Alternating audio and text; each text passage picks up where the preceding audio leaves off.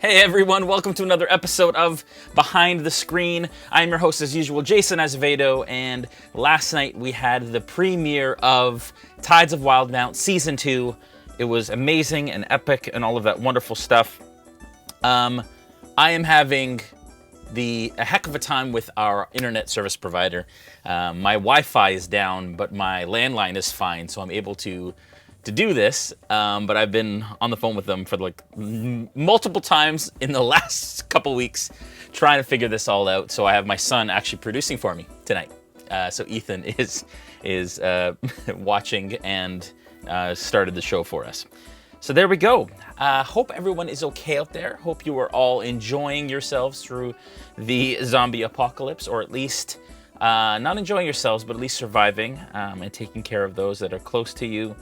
And I'm just very excited to be here tonight to talk about last night's episode and all of that stuff. I have said that moving forward on Behind the Screen, I'm going to give you guys a bit more of a look at my process, and kind of what we do and who we are, and what I do in preparation for sessions and stuff. But because it's the first episode of the season, we're going to do full QA today. Or Q&A, not QA, quality assurance isn't what we're doing. Q&A is what we're doing.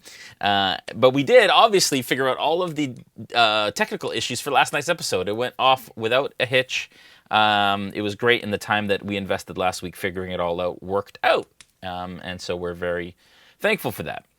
As usual, if you have a question about RealmSmith, about last night's episode, about Into the Mist, the last season, about this season moving forward, about the Discord, about any of that fun stuff, please ask them, write question before your question in caps, or if you have a comment, write comment as well, as the Smith Guardians are denoting in the chat. And I am very excited to answer all your questions tonight. And I am wearing I went to Port D and all I got was this stupid t-shirt. We do have merch, so you can check that out in the one of the widgets below our video there. And we have a Teespring merch store that you can order. And Port D shirt is actually the first one on there.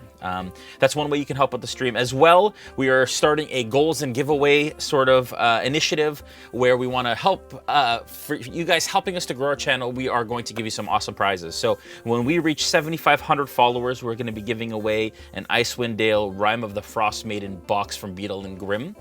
At 10,000 followers, we're going to give away a legendary Strahd box, and at 15,000 followers, we're going to give away a platinum Icewind Dale box. Huge giveaways, huge prizes, and all you have to do is follow. And so if you like what you're seeing tonight, or you have friends that you think might like what you're seeing tonight, let them know about our channel. If they follow, and they're followers, when we do the draw, they get entered into the draw to win these awesome prizes. And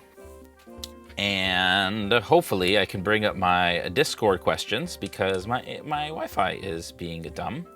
You know what? I will maybe bring it up on my laptop here instead, if I can. Yeah, I think I will be able to. Let's do that instead. Perfect. All right. A couple other announcements. Obviously, Players Table on Thursday with Joel Auger. He gives you a player's look. I give you the DM's look. He gives you the player's look at what happened last episode, and looking into the rest of the... I'll turn the fire on a little bit here. He's going to give you a look at the rest of the season and, you know, their thoughts and his thoughts on it, as well as maybe last season of Into the Mist as well. And it's always fun to hang out with Joel on the Players Table on Thursday nights. As well, last night we released version 1.0 of the Guide to Revelry. Those of you who are watching for the first time, if you subscribe to our channel, and if you do that tonight, this little awesome potion bottle will blink blue. It'll blink purple if you follow, and green if you spend bits. But if you subscribe to our channel, either at Tier 1, Tier 2, or Tier 3, you get different bonuses for joining the Revelry in the Discord server, where we have a number of Revelry pirates players creating Revelry pirate characters that will go on quests, and they can roleplay in our Discord and actually affect and interact with our live stream almost in real time, which is super exciting and fun. And so if you enjoy that sort of thing, definitely consider subscribing. It's a blast. And we released the character creation part of the guide last night. Next Monday, we'll be releasing the quest information, so information on DM-led quests over Zoom, as well as the daily task stuff. So last season, the Vistani were crafting items that they could sell to the players, give to the players, and all that kind of stuff. But for this season, we are doing something a little different, and it's going to be a lot of fun, and we're very excited about it. So check that out. All right.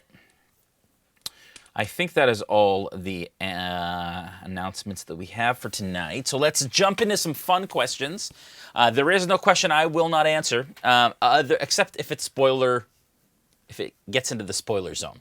But I love questions about what I was thinking when this happened, or what role did I make when such and such said this. Those are the kinds of things that really I find fun. But ask anything you want. There's no question that is dumb or no question that isn't worth asking.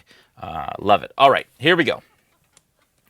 Mazmaz1988 asks, it was Avantika's head that was missing from that pike? Yes, it was. So here's the fun thing about Tides of Wildemount. Tides of Wildemount, we do the best that we can, and right now, we're a little ahead of the Critical Role timeline. So we try our best to stay as close to the timeline and the canon of Critical Role as we possibly can. So when Avantika died in Critical Role, I was like, how cool would it be if her head was on a pike because she died in Dark Toe? That's so cool. And then I won't tell you what happened, but that head can't be there anymore because I don't want to spoil what's going on in Critical Role. So I was like, ugh. So then we had to change it up. And for those of you that are watching, there will be spoilers from past seasons of RealmSmith content, and I'll try not to spoil anything for Critical Role. But anyways, so there was a reason that it was missing when they came back, but it was there the first time they went to Dark Toe. Good catch, Maz. These are the things I love. Love questions like that. Anapodian, comment. The premiere episode was fantastic, fun, funny, well worth the watch. The post-game stream, who was that hack? It was awful, he says. And of course, Anapodian D20 Heath had a stream last night with Dave and Joel, and they were all talking all kinds of smack about me. So in true RealmSmith supporter fashion, Heath allowed me to jump in on the stream. And I was actually quite quiet last night during the stream, Heath's stream. My brain after a stream and after an episode is mush. In fact, when we go for wings, I typically kind of like sit off, not off to the side, away from the group, but I'm actually quite quiet usually. I'm just taking it all in, I'm processing. But for anybody that's DMing is quite a taxing brain exercise. And I find playing is a lot easier, it's a lot of fun, but when you're playing multiple characters and lots of math and things going on and events and so on and so forth, it gets to be a lot. So, for me anyways. But thanks for having us on, Heath. It was a lot of fun. For Ethan, do you play D&D with your dad? If so, what is your first D&D character you have played? So that was Writing Machine 123. I don't think he's going to answer that question. I'm going to text him and ask him if he wants to. He's probably going to say no because he's quite shy and he doesn't like me bringing him on stream. But I'm going to ask him. I'm gonna, you know what? I'll just FaceTime him. He's going to hate this. He's totally going to hate this.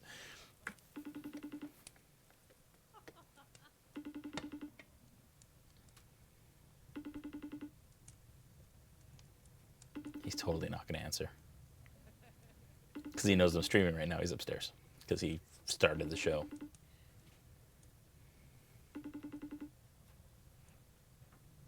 I hear him walking around. He's considering answering. He's not going to answer.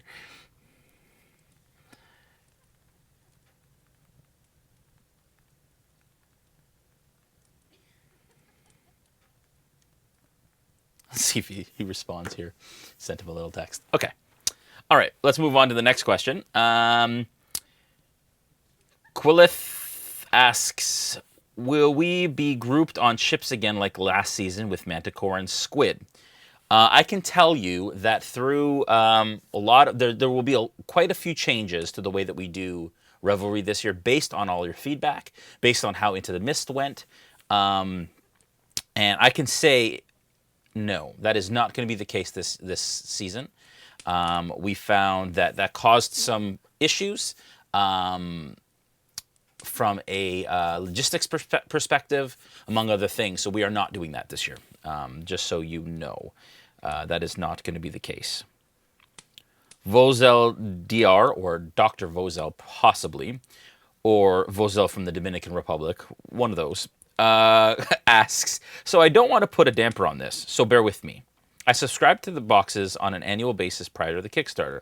Then I backed the Kickstarter for a bunch of money. Even though you guys have been pretty communicative and cool about everything, I shut you out from a content creator standpoint. So why should I tune back in? What are you up to in general? And what do you suggest me watching if I want to catch up on the highlights since March-ish?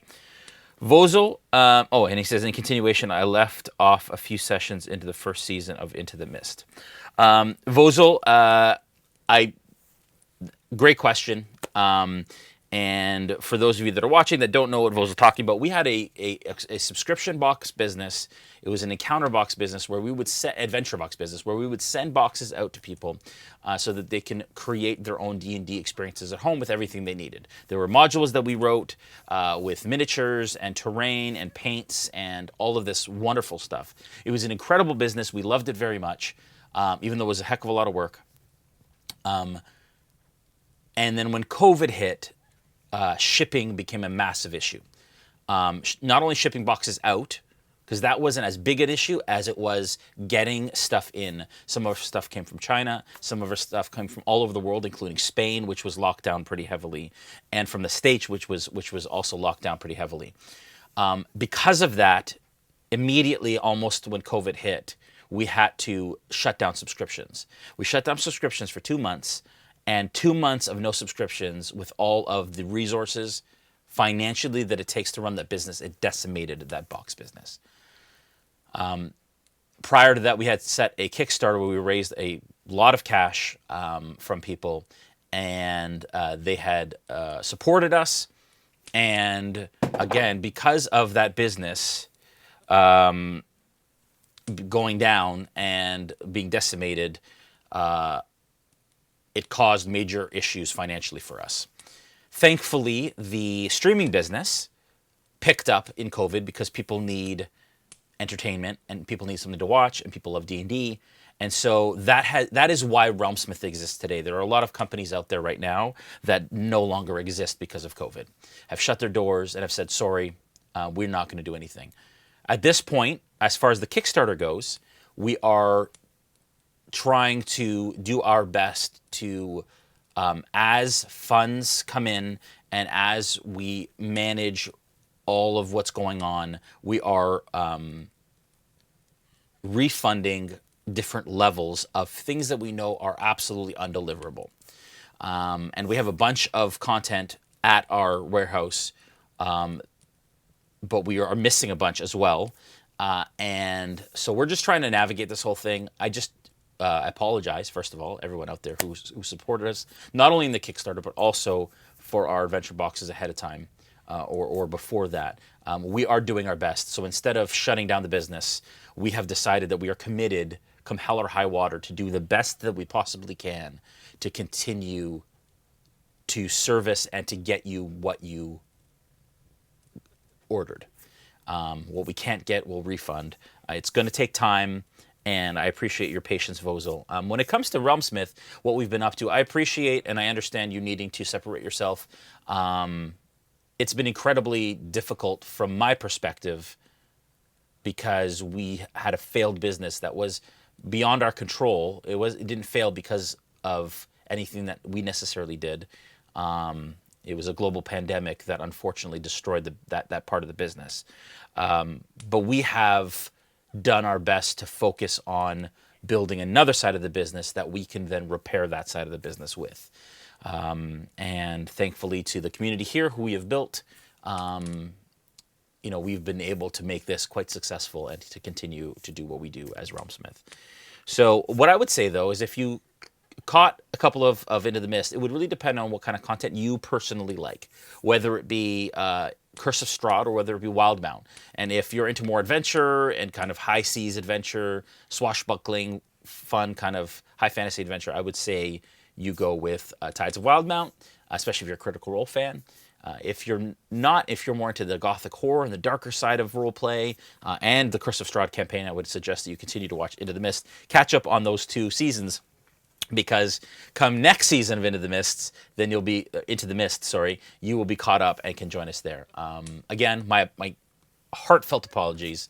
It has been heart-wrenching and difficult for us to figure out how to navigate the crazy world that we live in. And we haven't done the best. We haven't been as communicative as we should be and should have been. And we're working on that now. And Tim, our operations manager, is really trying to push that along. So hopefully that explains it. You know, I would just ask for that continued patience and for that trust. And that we will build back that trust for you as we begin to, like I said, refund things that we're not going to deliver, but continue to deliver once we're able to rescue that part of the business. At least to the point where, I'm not saying that business is going to come back fully, but at least to the point where we can fulfill the things and the promises that we've made. Whew. All right. Gaming Kevin asks, did any of the other players know that Cira was coming? A couple of them knew that Nora was creating a new character. And the reason why we did that, just so everybody knows, spoiler warning again for the premiere last night, was that Diarkle was a character that was kind of pushed onto Nora. We got it from the Explorer's Guide to Wildemount. She was part of the Tides of Retribution opening adventure that I used in Palma Flora. And so I asked her very clearly, and actually it was on a behind the screen a couple of weeks ago, or maybe 3 weeks ago now at this point, where I said, hey, do you want to play Diarkle? Because if you don't, we should just create a new character for you, because you haven't had the opportunity to create a character in any of our campaigns yet. She plays Esmeralda in Curse of Strahd, which is a pre-made NPC. And so she said, yeah, absolutely. And that's how that all came about. Maverick2 asks, and so if M9 happened to kill Uk'otoa, will that throw a monkey wrench in Tides? Interesting. Again, spoiler warning for Tides of where we're at. The party has now been told that the fate of Uk'otoa lays in the hands of another. You can imagine that the Mighty Nine are the hands that lays in, especially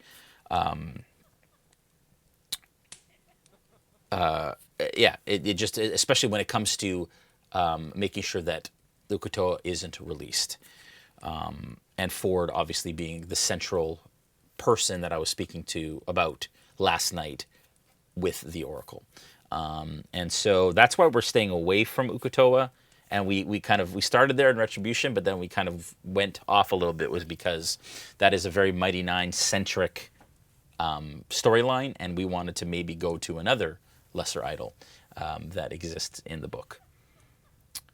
Plaid Introvert asks, Gaziel hit the ground running last night. She has been playing elsewhere since the last stream. No, she has not, Plaid Introvert. I can't tell you how freaking proud I am of Christina and her ability to jump back in, not having played D&D before us, and not having played D&D, I don't think, since our last season with her. Was able to jump in and kick serious butt last night.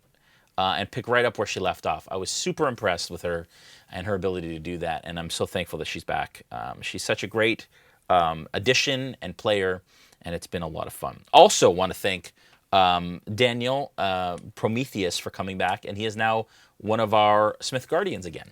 And he is our 6th Smith Guardian. You'll see him be more active this season, which is very exciting for us to have him back. And you'll remember him from, he played Raposa on the Discord last season of Tides. TannerMe54 asks, you have a Warforge, a Shifter, and now a Kalishtar. Can we please have either you or Brandon run an Eberron campaign? It would be awesome. Great question. Yeah, I mean, anything is possible at this point. We're looking at what's next for RealmSmith in addition to what we're doing. We have lots of things we're working on and things that are kind of being discussed behind the scenes regarding what another stream might look like. So stay tuned, because there's lots of stuff that we're kind of are baking in the oven, as it were, as to where RealmSmith is going to invest some more streaming time. But yeah, so thankful and excited that that we have the opportunity to potentially do another stream like Eberron or Icewind Dale or even Cyberpunk or something else like that. Very excited. Night Road says, glad Nora was able to build a character for herself. She seemed super hype in the premiere. She was very excited. She loves playing warlocks, so she was able, obviously, to do that. Ethan was saying that he was doing homework, and but what was the question? Maybe you can. I'm gonna ask him if he can come down. There's no way. If he gets on stream, I say we place a bet, because I bet you that if he comes down, I will make Plunkrock grow another arm next episode. Okay, no, I won't do that. But I love betting with my characters. It's good. Oh, he might be coming down. I don't know if he will. We'll see. Hey, Ethan. Hang on.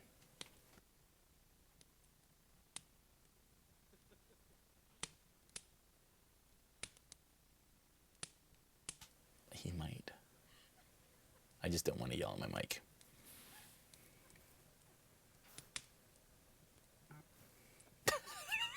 I got a no in text.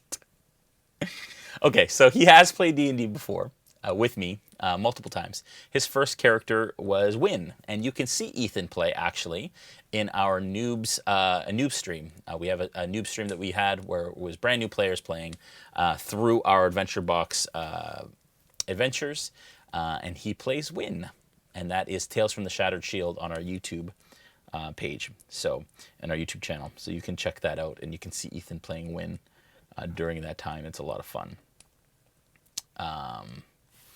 He says, no, what's the question? I said I answered it.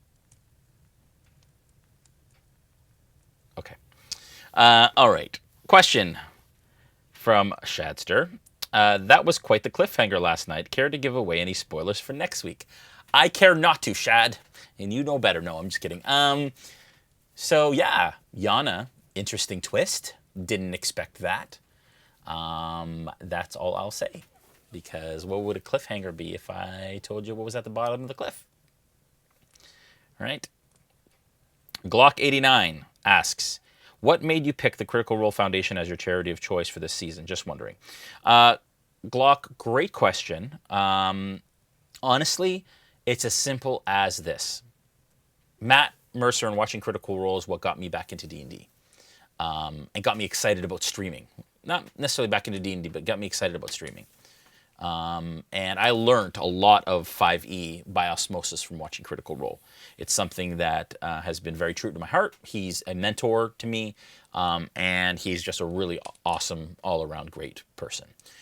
And so what better way to honor our relationship with Matt and the Critical Role people and D&D and Wildemount, which is a gift that he gave us, than to give back to a cause that they really believe in. And that's as simple as it is. They have some really great causes. They support some really awesome charities, like A26LA and Red Nose Day and all of that stuff. So we're very super supportive about what they do, but what better way to give back than to give to those that gave to us? Which, again, reminds me, if you're interested in supporting, head to critroll.com/foundation. And make sure that if you do donate, that you let us know that you donated. And if you'd like to let us know the amount, just so we can keep track of how our community is helping to move that needle, that'd be great. Warped Saint asks, if you were going to do another setting, what book or campaign interests interests you right now, or would be something you would be into. Interesting. I think Icewind Dale is definitely something that is close to my heart because I ran Sentinels of the Storm, and 10 Towns is part of that. So that was fun. So I really enjoy the 10 Towns. I love the idea, too, that it's kind of like a horror setting as well. I do like the darker kind of gothic horror stuff. It's fun. So I think Icewind Dale would be my next choice, I think, if I were to choose.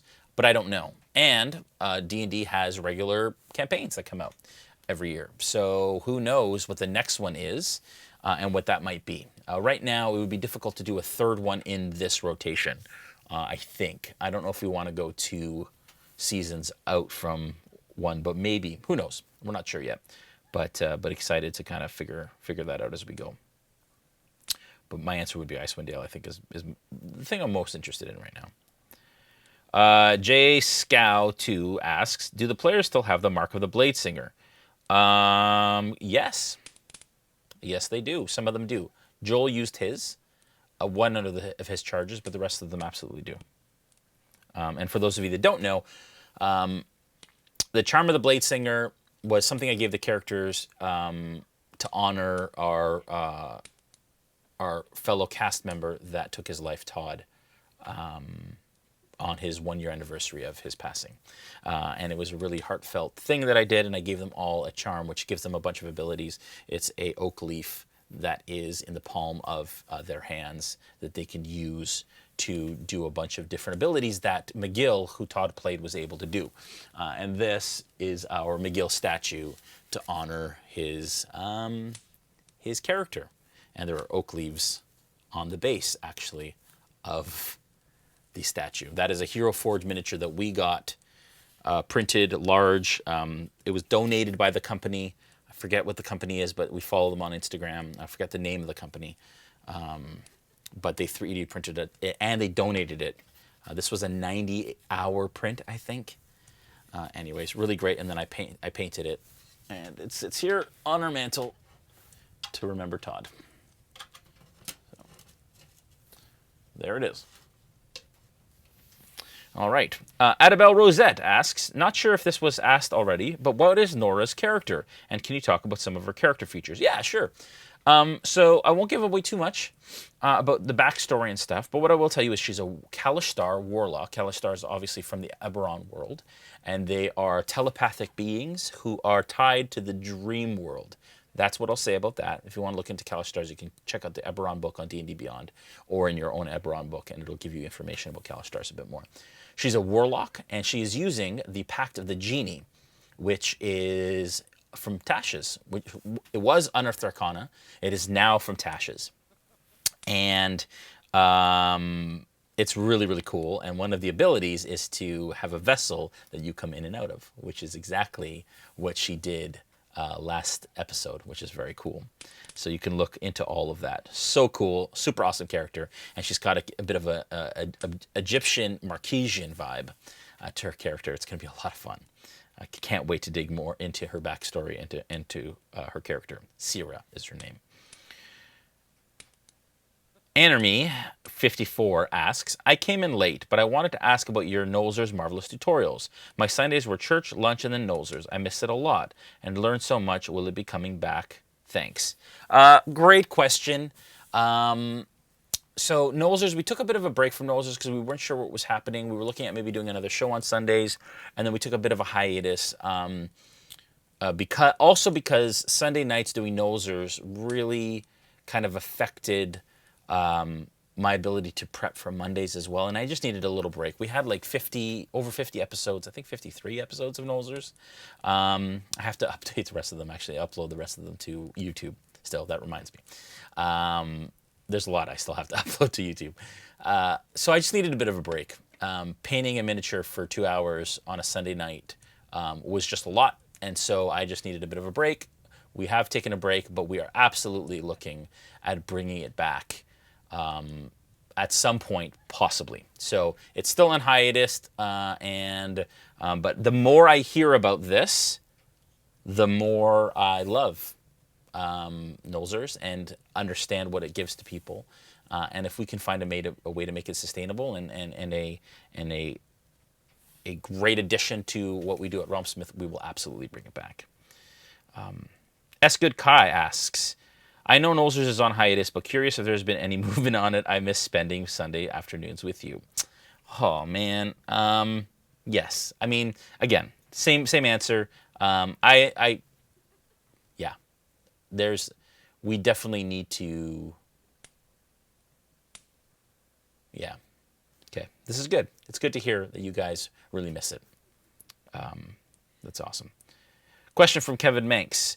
Were you shocked by Plunk's in-head voice? I was shocked. I had no idea. Joel didn't know it was coming. He's been working on an inner monologue for another reason, an inner voice, but I didn't know he was going to just use a Scottish accent.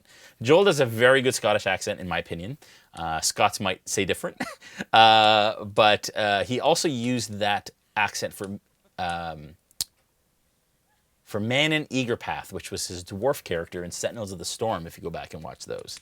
But yes, absolutely surprised.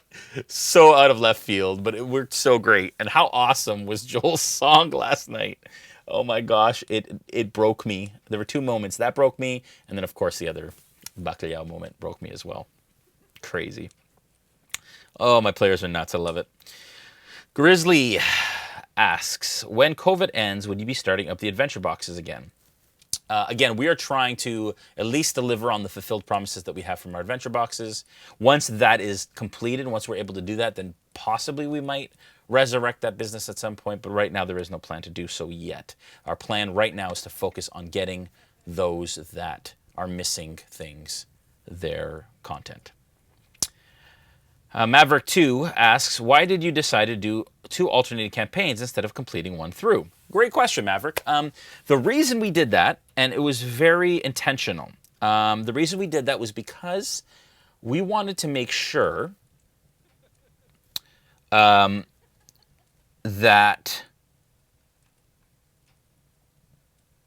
we got a bit of a break, a creative break for me. So I need a creative break. And if we were to do what Critical Role does, which basically does one full thing, it also doesn't necessarily allow people to catch up. So some people watch Into the Mist. It seems like more people watch Tides. Like Tides maybe is a bit more accessible because it's not gothic horror and maybe not so niche.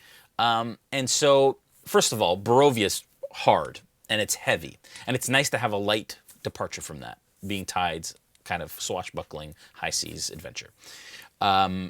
And we thought, you know what? Just like The Mandalorian or any other show that's on Netflix, you have seasons. And you have a break between those seasons to be able to refresh and regroup. And so that was our intention was, make it seasonal.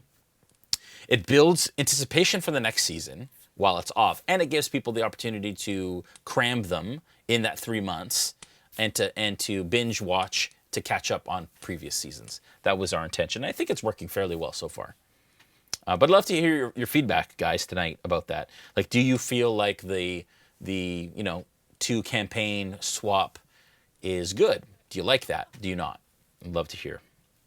Writing Machine 123 asks, what do you think is the most important aspect of DMing? And how does a new, eager, soon-to-be DM get into DMing?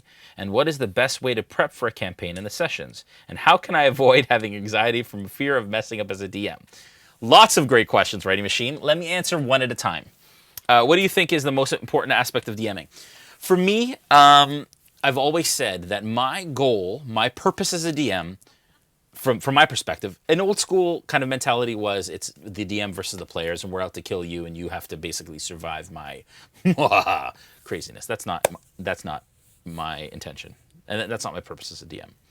My purpose as a DM is to make sure my players have fun. If my players are having fun, I'm facilitating and creating a world for my players to have fun. If they're having fun, I'm having fun and I'm fulfilled. And that, for me, I think is the most important aspect of DMing. Are your players having fun?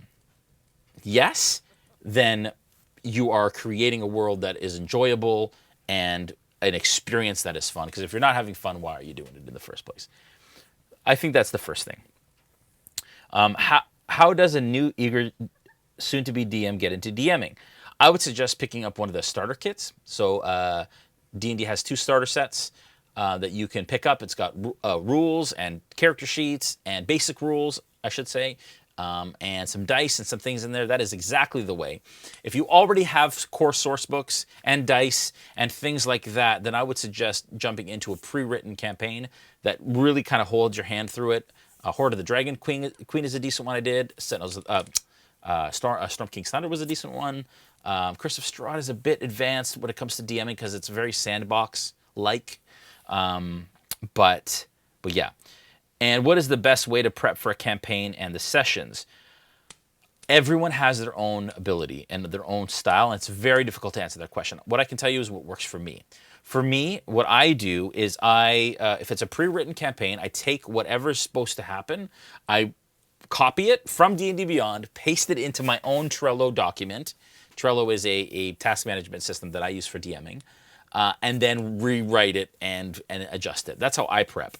For Tides, it's different. Tides, it's homebrew based on a guide. So the Explorer's Guide to Wildemount is kind of our color palette, and we take whatever color we want from that, we put it onto our canvas, which becomes our adventure. So for that, I usually prep Sunday to Monday, Sunday night, Monday during the day, and basically put down my notes, my thoughts, prep the terrain, but basically I'm just hitting major points that I know that they'll hit. Last night's, I wasn't quite sure where it was going to go, so it was actually quite kind of off the cuff, but I'm the type of DM that likes to prep. I feel best when I prep. I can't just go on the fly like a lot of really talented DMs can. And the last questions, and how can I avoid having anxiety from fear of messing up as a DM? I mess up all the time. So use me as an example. I get beat up in YouTube comments and Twitch chats, and I mean, people beat us up all the time for the rules, for decisions that I've made as a DM. It's going to happen, especially for myself, who's in public. Hopefully, and what I will say as a DM is that you have a group of friends that is forgiving, that is enjoying this experience together, and that is building this narrative together. And if you think about that, if you think about you're not the only one responsible for providing this experience, you're actually working with your fellow players to create a narrative, then it takes the onus and the anxiety off yourself. What I would say, though, is just know you'll mess up. And if you know you'll mess up, then you just learn next time. And who cares if you mess up? It's not going to break the real world. It's not going to have any long-term consequences. And just give yourself a little bit of leeway. Give yourself a little bit of patience in the process. Vozel asks, you're Canadian, but does international law still allow us to be friends? Yes, it absolutely does.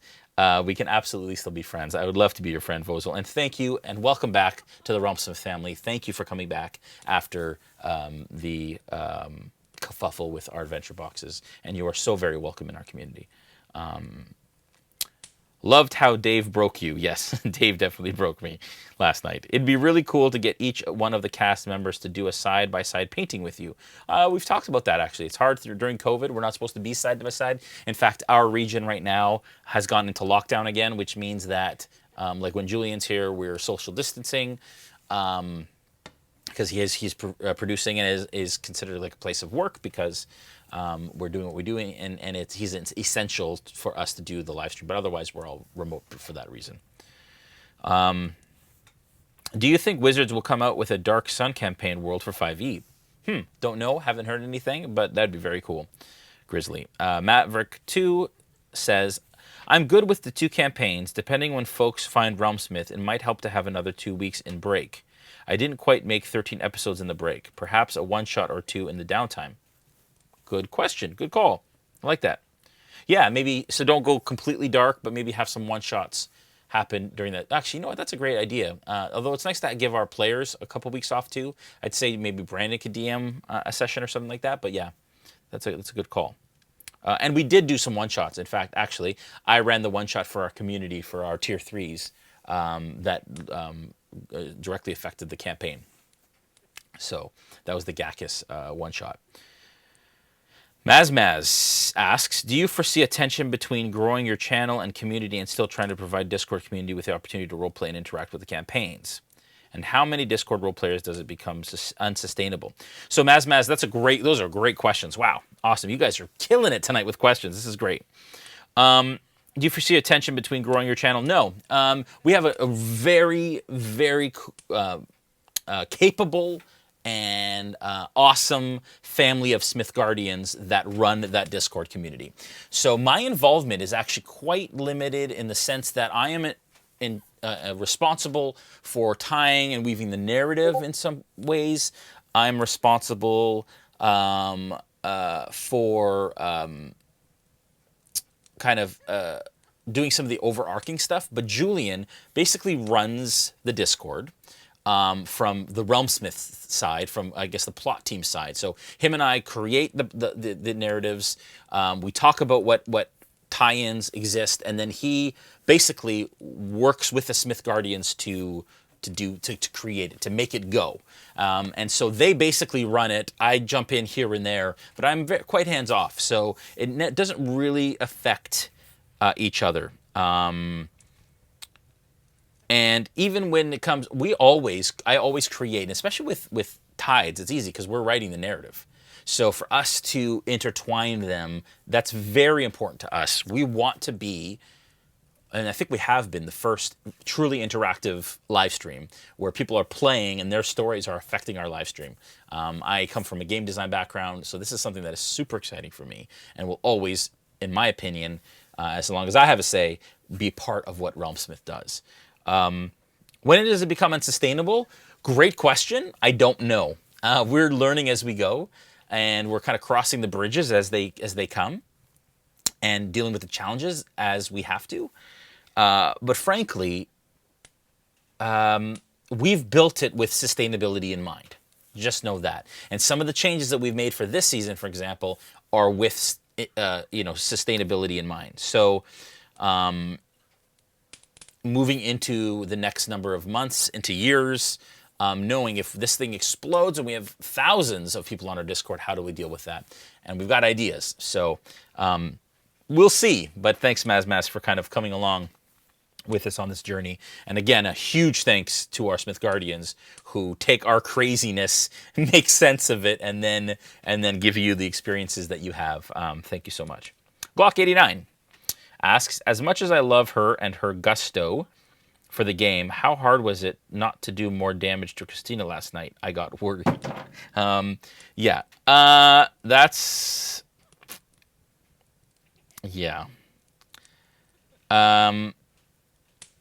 At that point, it wasn't that hard because my narrative in my mind was, hey, this is a warning shot. Get any closer, it would have been bad. And I think she got worried too. And I think, I was talking about this last night, and I think Christina as a player is new to D&D. So she doesn't quite have the concept, I should say, she's never really dealt with serious danger where she's almost died. And that's the moment where all players go, oh, wow, there's real consequences to the actions that we do. And I think last night she something clicked in her. I was like, okay, I get it. Okay, I got it. So it was a really cool moment to see that happen.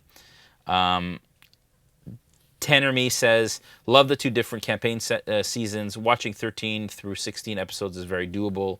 In between, I am catching up on the Order of Dragonsbane and Sentinels of the Storm. I love it. I love that you guys are going back and watching our terribly produced shows to see where we started. Again, I apologize that there has to go from Facebook to Twitch, but currently we can't just pull the videos off Facebook Facebook and YouTube, and we can't currently just pull them off Facebook. We actually have to have them and screen record them in order to capture them to put them on YouTube. It's a big process, and so but guys, it means a lot to me. Scoob says you're welcome, and Scoob is one of our Smith Guardians. Sid Juk Alam, which is another one of our Smith Guardians, says we're here because RS is awesome and the players make it worthwhile. Thank you, John. And that is Sidifar. What they said, Malgath Shadster says. Grizzly asks, any tips on creating a bard assassin without multiclassing? Tough because, and I know you're probably asking this because you want to create one for Discord and you know you can't multiclass. But you could create an assassin with a musician background. And so you can still have that musical or storytelling, whatever kind of bard you want to create. in the background while still having that rogue-ish ability. Now, again, Arcane Trickster may allow you to kind of bring some magic into it, but if you want to be an assassin, that's a totally different path. So that's challenging for sure. Last question for tonight. Joel Zos, John A. from our Discord says, Sim concordo, beleze, legal. And that is Portuguese for he agrees. And guys, thank you so much. This was fun. I've missed this show. I've missed having this show with you guys. You blew me away with your questions tonight. We rarely have questions that last the entirety of the night. We've had really great viewership tonight. Again, if you enjoyed what you saw tonight and if you found this helpful, and make sure that you, well, somebody just subscribed, which is great, but make sure that you follow. Or Mizik actually just gifted a tier sub. Thank you very much. But if you follow, it will go purple, and you will be entered when that happens for the draw to win a silver Rime of the Frost Maiden box from Beetle and Grimm. Anapodian says, Jason or Smith Guardians, DM me. I think I know a way to get YouTube videos. Okay, I like it. Maybe just shoot me a message, Anapodian, on Discord after this with your thoughts. I'd love to hear it. Awesome. All right, folks, thank you so much. You have a wonderful night. We'll see you Thursday night for Player's Table, and then Monday for the next episode, episode 2 of Season 2 of Tides of Wildemount. It's been a blast already, and we've only had one episode. Things are going to get crazy, as you can imagine. You guys have a great night. Take care. Be safe. Love those around you during this crazy zombie apocalypse time that we're in. And love you all. I can't tell you how much. All that you do helps us to do what we do, and how much joy it brings us. You guys have a great night. I don't think I can even take us out because maybe the Wi-Fi is working and maybe it's not. And if it is, then if it's not, I'm going to have to get up and walk over to the production space, which is actually what I'm going to do. You guys have a great night. Bye. I blame COVID.